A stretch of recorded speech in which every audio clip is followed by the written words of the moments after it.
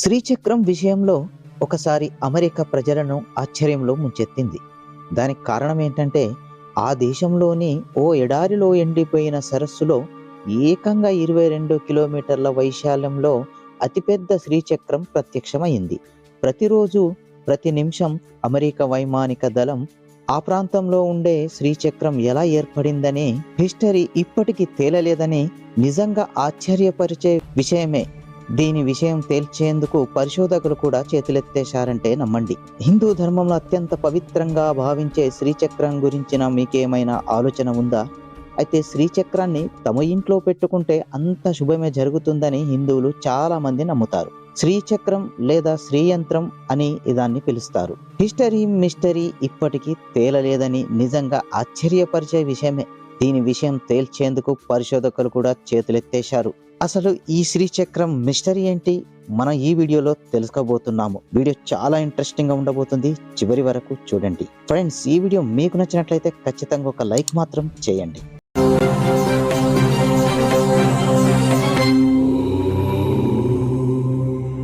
ఇలాంటివి భూమిపై ఎలాంటి తప్పులు వంకరలు లేకుండా ఖచ్చితంగా తీయాలంటే ఎంతో మేధాశక్తి అవసరం. అయితే ఈ సంఘటన 1990 సంవత్సరంలో జరిగింది. నిజానికి ఆ సమయంలో ఇప్పుడున్న టెక్నాలజీ కూడా అప్పుడు లేదు. ఆ సమయంలో కనీసం డ్రోన్ కెమెరాలు కూడా అందుబాటులో లేవు. మరి అంత పెద్ద శ్రీచక్రం ఆకారం ఎలా ప్రత్యక్షమైంది? ఎవరు తీశారు? చివరికి ఏం తేల్చారు? దాన్ని మానవులా, లేకపోతే ఎవరైనా గ్రహాంతవాసులు ఏర్పరిచారా, లేదా స్వయంగా దేవతలే దిగి వచ్చారా అనే వాటికి ఇప్పటికీ సమాధానం సరిగ్గా దొరకలేదు. అసలు హిందూ ధర్మానికి సంబంధించిన శ్రీచక్రాన్ని ఎందుకు అక్కడ గీశారు అనేది ఇప్పటికీ అంతుచిక్కని ప్రశ్న. నిజానికి శ్రీచక్రాన్ని మామూలుగా చూడలేము. ఏకంగా 9000 అడుగుల ఎత్తు నుంచి మాత్రమే అది స్పష్టంగా కనబడుతుంది. భూమి మీద నుంచి చూస్తే ఏదో అవి గీతలు మాత్రమే అనిపిస్తాయి అని తెలుస్తోంది. ఇకపోతే నేషనల్ ఎయిర్ గార్డ్ పైలట్లో ఆ మార్గంలో కొద్దిసేపటి క్రితమే ప్రయత్నించినప్పటికీ మళ్ళీ వారు తిరిగి వచ్చే సమయం లోపల ఆకారం వచ్చిందని అధికారులు తెలియజేశారు. కేవలం అదింత సమయంలో అంతా పక్కగా శ్రీచక్రాన్ని ఎలా చేయగలిగారు? వారికి ఇప్పటికీ అంతుపట్టని విశేషం ఇది. ఆ గీతలు ఎలా ఉన్నాయంటే 3 అంగుళాల లోతు, 9 అంగుళాల వెడల్పుతో నాగలితో దున్నినట్లుగా ఆ గీతలు కనబడతాయి. అయితే వాటి మీద పరిశోధనలు చేసిన కొంతమంది పరిశోధకులు మాత్రం ఖచ్చితంగా మానవ నిర్మితం కాదని, గ్రహాంతవాసులు లేదా ఏదైనా అదృశ్య శక్తులే ఖచ్చితంగా ఈ పని చేసి ఉంటారని వారు తెలియజేస్తున్నారు. అమెరికాలోని ఓరెగాన్ రాష్ట్రంలో ఉన్న బర్డ్స్ ప్రాంతంలో వేడి తీవ్రత ఎక్కువ. ఆ వేడికి అక్కడ ఉన్న సరస్సులు సైతం ఎండిపోయాయి. ఆ ప్రాంతం క్రమేణా ఎడారిలా మారిపోయింది. ఈ ప్రాంతానికి సమీపంలోనే ఇదాహో ఎయిర్పోర్ట్ కేంద్రం కూడా ఉంది. జనావాసాలు తక్కువ ఉండే ప్రాంతం కావడంతో వైమానిక దళం తమ పైలట్లకు ఇక్కడే శిక్షణ ఇస్తోంది. ఇందుకు భాగం నిత్యం బర్డ్స్ ప్రాంతం మీదుగా వైమానిక విమానాలు చక్కర్లు కొడుతూ ఉంటాయి. అయితే వారికి ఏ రోజు అక్కడ శ్రీచక్రం కనిపించలేదు. పైగా అక్కడ ఉండే వేడికి ఆ ప్రాంతంలో మనుషులు పనిగట్టుకుని అంత పెద్ద శ్రీచక్రాన్ని గీయడం అంటే మాటలు కాదు. మరి నిత్యం నిగు ఉండే ఆ ప్రాంతంలోకి అత్యాధునిక పరికరాలను తీసుకెళ్లే అవకాశం కూడా లేదు. శ్రీచక్రాన్ని సాధారణంగా చూడలేము. కేవలం 9000 అడుగుల ఎత్తు నుంచే అది స్పష్టంగా కనిపిస్తుంది. దగ్గర నుంచి చూస్తే ఏవో గీతల్లా అనిపిస్తుంది. బిల్ ప్రయాణించడానికి కొద్ది క్షణాల ముందే ఇదాహో నేషనల్ ఎయిర్ గార్డ్ పైలట్లు కూడా ఆ మార్గంలో ప్రయాణించారు. వారికి కూడా అవి కనిపించలేదు. ఇంతలోనే ఆ ఆకారం ఎలా వచ్చిందనేది అధికారులకు కూడా అర్థం కాలేదు. ఈ గీతలను దగ్గర నుంచి పరిశీలించగా మనుషుల అడుగులేవి కనిపించలేదు. అది ఎవరు గీసి ఉంటారో అర్థం కాలేదు. ఆధారాల కోసం ఫోటోలు, వీడియోలు తీసుకున్నారు. 3 అంగుళాల లోతు, 9 అంగుళాల వెడల్పుతో నాగలితో తవ్వినట్లుగా ఆ గీతలు ఉన్నాయి. అక్కడ పరిశోధనలు చేసిన కొంతమంది అది మానవ నిర్మితం కాదని, గ్రహాంతరవాసులే లేదా ఏదైనా అదృశ్య శక్తులే ఆ పని చేసి ఉంటారని వెల్లడించారు.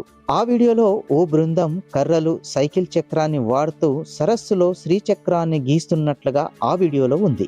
అయితే అది ఫేక్ వీడియో అని, ఆ క్రెడిట్ తమ సొంతం చేసుకునేందుకే వాళ్ళు ఈ వీడియోను సృష్టించారని పరిశోధకులు కొట్టిపడేశారు. అది మానవుల వల్ల సాధ్యం కాదని, అంత పెద్ద డిజైన్ ను ఖచ్చితంగా అంచనా వేస్తూ నలుగురు మనుషులు అరగంట వ్యవధిలో ఎలా గీస్తారని ప్రశ్నించారు. అయితే ఆ వీడియోలో బృందం హెలికాప్టర్లను కూడా వాడుతున్నట్లుగా కనిపించింది. సైన్యం పహారా ఉండే ఆ ప్రాంతంలో ఎలాంటి అనుమతులు లేకుండా హెలికాప్టర్ ఎలా ఉపయోగించారనే సందేహాలు వచ్చాయి. హిందూ ధర్మానికి ప్రచారం కల్పించడం ఇష్టం లేక అమెరికానే ఈ ఫేక్ వీడియో సృష్టించి ఉండవచ్చని వాదించారు.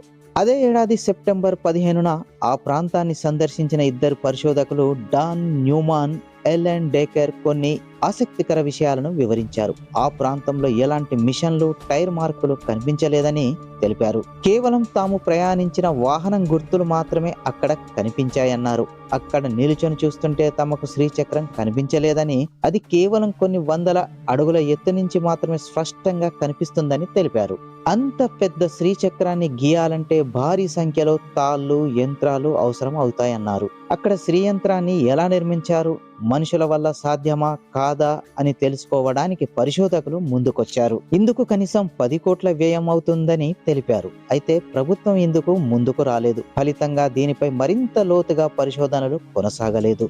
ఓరెగాన్ యూనివర్సిటీకి చెందిన ప్రొఫెసర్ డాక్టర్ జేమ్స్ డెడ్రోఫ్ రాసిన రీసెర్చ్ పేపర్లో శ్రీచక్రం గురించి, శ్రీచక్ర తయారీకి మానవాతీత శక్తులు శ్రమించాయని పేర్కొన్నారు. అతీంద్ర శక్తులే దీన్ని రూపొందించాయని, ఈ ఆధ్యాత్మిక ఘటన గురించి అమెరికా ప్రభుత్వం తమ ప్రజలకు ఎలాంటి స్పష్టమైన సమాచారం ఇవ్వలేదు. త్రిమూర్తులకు, దేవతలకు వారి విధి నిర్వహణకు కావలసిన శక్తులను ఆ జగన్మాత లేదా పరాశక్తి అందిస్తోందనే విశ్వాసం ఉంది.